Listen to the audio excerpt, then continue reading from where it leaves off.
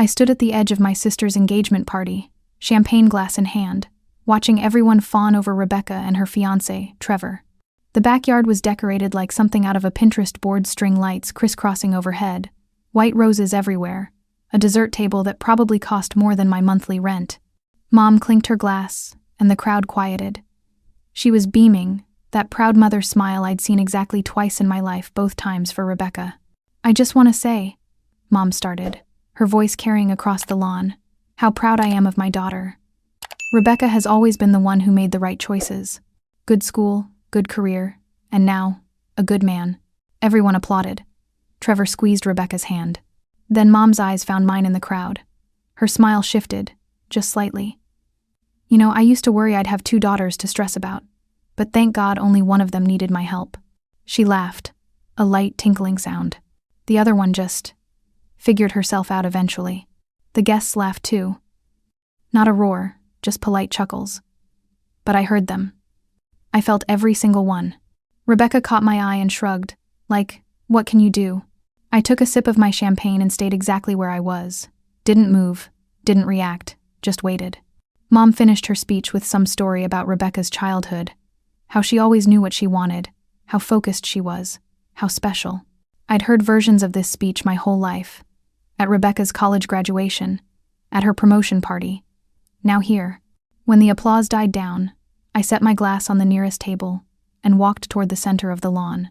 "Mom," I said, my voice calm, clear, "can I say something?" She blinked, surprised. "Oh, of course, sweetheart." I smiled at her, then at Rebecca, then at the 50-something guests watching me with mild curiosity. "I just want to congratulate my sister," I said. "Rebecca, I'm really happy for you. You've worked hard, and you deserve this." Rebecca smiled, relieved. She probably thought that was it. "I also want to thank Mom," I continued, "for always being so honest about how she feels. It's rare to have a parent who's that transparent." A few people shifted uncomfortably. Mom's smile tightened. "I know I've been the disappointment," I said, still calm. "The one who didn't go to law school. The one who didn't marry rich. The one who just figured herself out eventually." Mom opened her mouth, but I kept going. "So I thought tonight would be a good time to share some news of my own." I pulled my phone from my clutch and opened my email. I got an email yesterday from my literary agent. My debut novel, the one I've been working on for 3 years while you all asked when I'd get a real job, just sold to Penguin Random House. The lawn went silent. "The advance was $300,000, I said. "And they're already talking about a 2-book deal." I watched Mom's face drain of color. Rebecca's mouth fell open. Trevor looked confused, like he'd walked into the wrong party. "I didn't tell anyone because I wanted to wait until it was official," I said. "But I got the contracts yesterday morning. I signed them this afternoon." Someone in the crowd whispered, "300,000? But here's the thing," I continued, looking directly at Mom. "Even if I hadn't sold the book, even if I was still working at the coffee shop and living in my studio apartment, I'd still be worth more than your contempt. I just wish I'd figured that out sooner." I tucked my phone back into my clutch. "Congratulations again, Rebecca. I hope you have a beautiful wedding." Then I walked back through the crowd, grabbed my coat from the house, and left. My phone started buzzing before I even made it to my car, text after text. Mom, Rebecca, my aunt, my cousin. I turned it off and drove home in complete silence. The thing is, I didn't do it for revenge. I didn't even do it to prove them wrong. I did it because I was tired. Tired of shrinking myself to fit their narrative. Tired of pretending their words didn't land. Tired of waiting for an apology that was never going to come. 3 days later, Mom showed up at my apartment. I almost didn't answer the door, but something made me open it. She stood there with a Tupperware container of cookies, the ones she used to make when Rebecca and I were kids. "Can I come in?" she asked. I stepped aside. We sat at my tiny kitchen table, the same one I'd bought at a thrift store 5 years ago. The same one she'd wrinkled her nose at when she first saw it. "I didn't know about the book," she said finally. "I know. Why didn't you tell me?" I looked at her. Really looked at her. "Because I knew you wouldn't care unless it came with a $sign attached." She flinched. "That's not fair. Isn't it?" She was quiet for a long time. Then she said, "I've always been harder on you than Rebecca." "I know. I thought I was helping. Pushing you to be better." "You were pushing me to be her," I said. "That's not the same thing." Mom stared down at her hands. They were shaking slightly. Your father always said I did that. Compared you two. I didn't think I was. I thought I was just being honest. You were, I said. You were very honest about how you felt about me. She looked up, and I saw something I'd never seen before, actual remorse. Not the performative kind she used when she wanted something. Real, uncomfortable guilt. I'm sorry, she said. 2 words. 27 years late. I didn't say anything. I just poured us both some tea and let the silence sit. She stayed for an hour. We didn't talk much. She asked about the book, what it was about, when it would come out. I told her, briefly. She listened. Actually listened, without interrupting to talk about Rebecca. When she left, she hugged me at the door. I'm proud of you, she said. I should have said that a long time ago. I nodded. I didn't say thank you. I didn't say it was okay. Because it wasn't, not really. But it was a start. The thing about toxic family dynamics is that they don't fix themselves with one conversation. Mom didn't suddenly become a different person. Rebecca still called to complain that I'd made her engagement about myself. My aunt sent a passive-aggressive text about airing dirty laundry in public. But something shifted in me that night. I stopped waiting for their approval. Stopped measuring my worth by their yardstick. Stopped shrinking myself to make them comfortable. My book came out 8 months later. Mom came to the launch party. She sat in the back row and clapped when I did my reading. Rebecca didn't come. She and Trevor were on their honeymoon in Bali. But honestly, I didn't mind. The book did well. Better than anyone expected. It hit the New York Times bestseller list in its 3rd week. My agent called, breathless, talking about foreign rights and movie options. Mom called too. I'm so proud of you, she said, and this time, I think she meant it. But the proudest moment wasn't the bestseller list. It wasn't the reviews or the interviews or the fan mail. It was 6 months after the engagement party, when I woke up in my apartment, still the studio, still the thrift store furniture, and realized I felt genuinely happy. Not because I'd proven anyone wrong, not because I'd finally earned their respect, but because I'd learned to respect myself. I thought about that engagement party a lot in the months that followed. About the moment I stood up in front of everyone and told the truth. People asked me if I regretted it, if I wished I'd handled it differently. The answer was always no.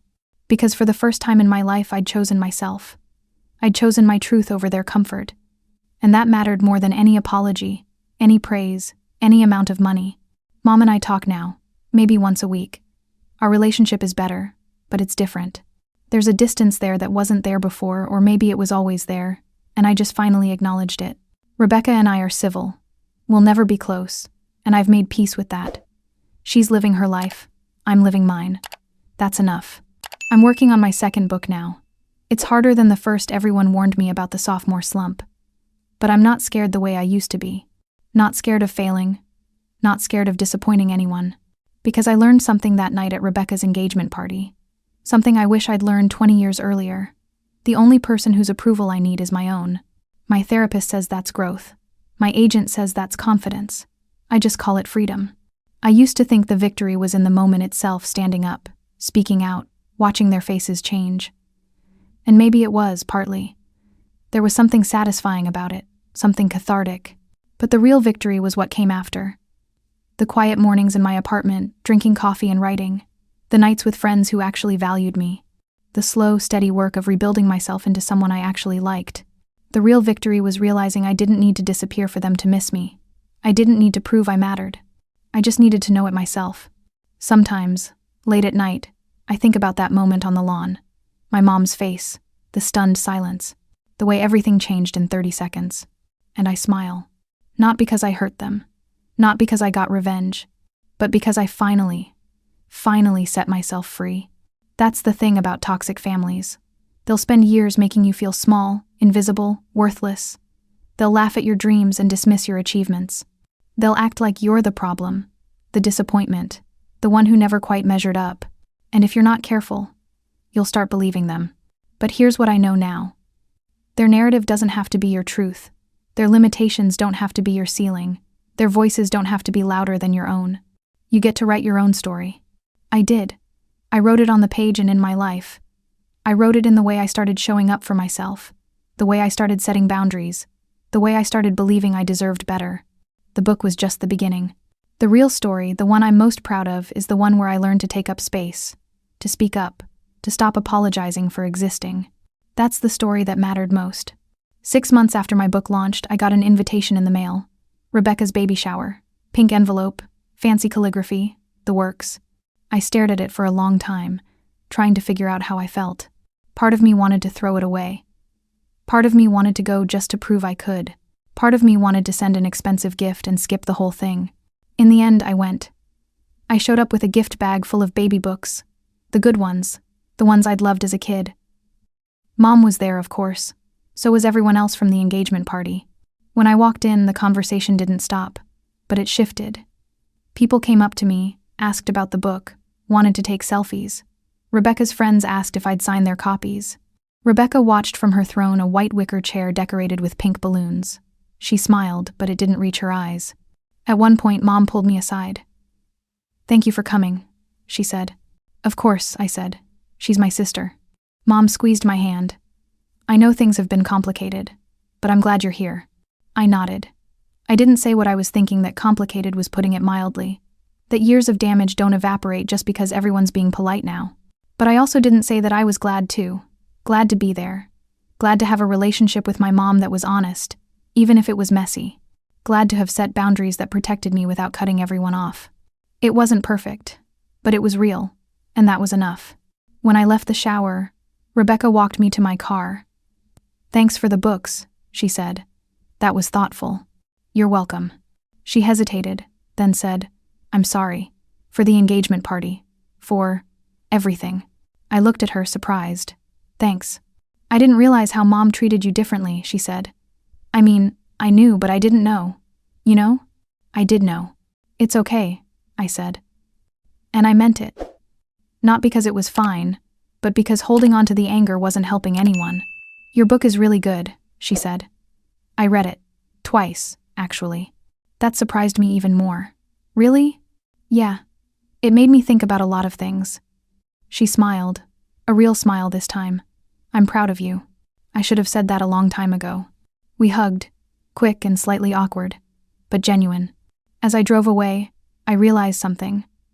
Forgiveness isn't about forgetting. It's not about pretending everything's fine, or that the hurt never happened. It's about releasing yourself from the weight of carrying it around. It's about choosing peace over anger, even when the anger is justified. That doesn't mean you have to let toxic people back into your life.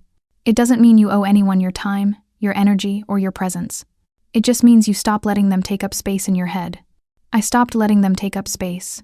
I built a life I was proud of, a life full of writing and friends and quiet mornings and loud laughter, a life that was mine, wholly and completely.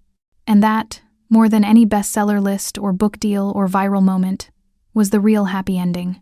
I used to think happiness meant proving them wrong, showing them I was worth something, making them regret every cruel word. But real happiness? Real happiness was building a life so full, so rich, so authentically mine, that their opinions stopped mattering. That was the victory. That was always the victory. And I finally understood.